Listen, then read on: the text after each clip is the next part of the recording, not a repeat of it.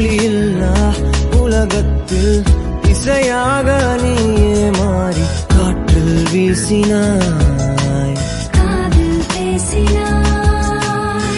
மொழியில்லா மௌனத்தில் விழியாலே வார்த்தை கோர்த்து கண்ணால் பேசினாய், கண்ணால் பேசினாய்.